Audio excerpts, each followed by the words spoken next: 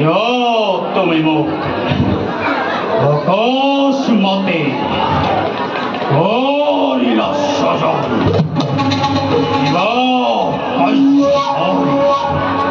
করিম হরহর মই বিজগতৰ মাতা দেৱী লক্ষ্মী আৰু মোক স্বজন উদ্দেশ্য মোৰ মহান আৰু কিছুদিনৰ পাছতে এই পৃথিৱীতে মহাপ্ৰলয়ৰ সূচনা হ'ব। চাৰিওফালে কেৱল পানী পানী আৰু পানী। চাৰিওফালে কেৱল চাৰিওফালে কেৱল যদি পানীৰ পানী। আমি পানীৰ মাজত এইদৰে জীয়াই থাকিম অসম্ভৱ অসম্ভৱ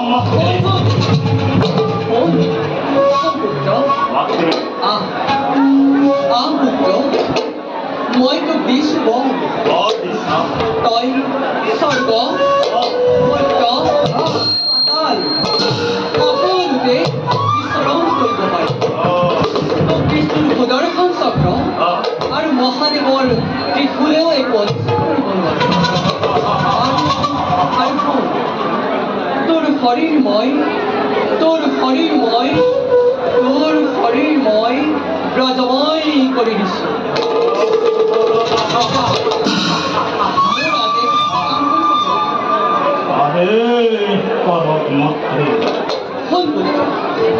আৰু কিছুদিনৰ পাছতে পৃথিৱীত মহাপ্ৰলয়ৰ সূচনা চাৰিওফালে কেৱল পানী পানী আৰু পানী খেতি।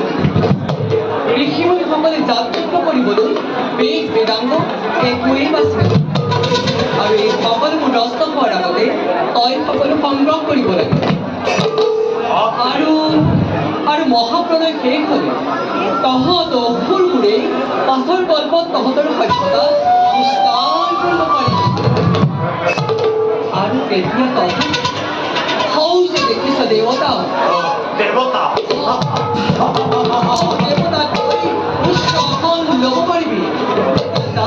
নিজ কৰ্তব্য হকৈ অগ্ৰসৰ।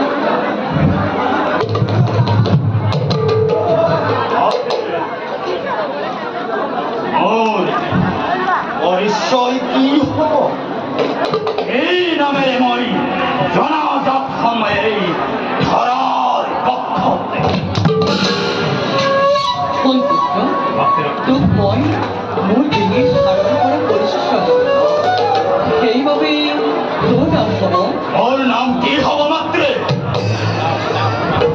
তোৰ নাম হ'ব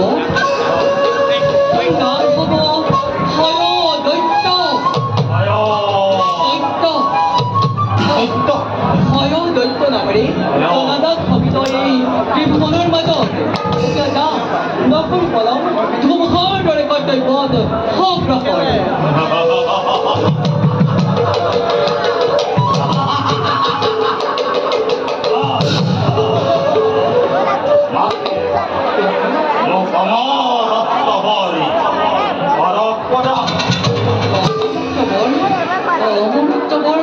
নহয় পুত্ৰ, মোৰ অমৰত্ব বৰ্গেৰ ক্ষমতা নাই। তথাপি মই তোক যি বৰ দিছো সি একেবাৰে অমৰত্ব বৰৰ দৰে। স্বৰ্গ মৰ্ত্য আৰু পাতালৰ কোনো বীৰে তোক একো অনুষ্ঠিত কৰিব নোৱাৰে। তাই যে নিজৰ কৰ্তব্যত অগ্ৰসৰ।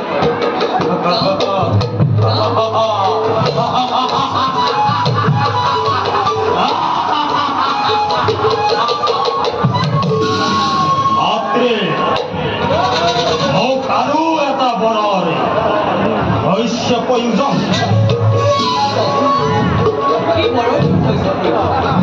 মোক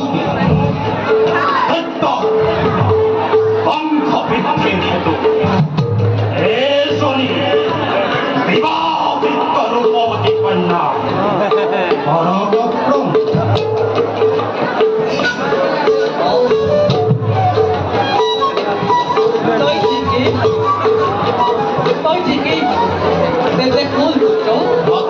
এই বিশ্ব ব্রহ্মাণ্ড ব্রহ্মার কন্যা সরস্বতী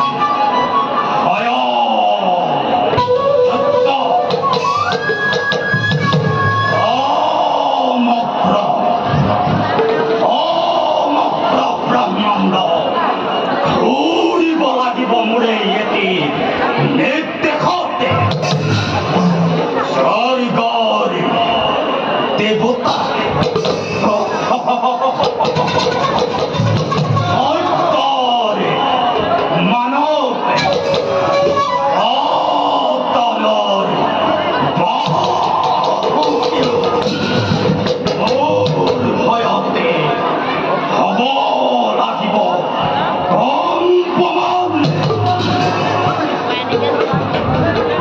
অপমান কন্যা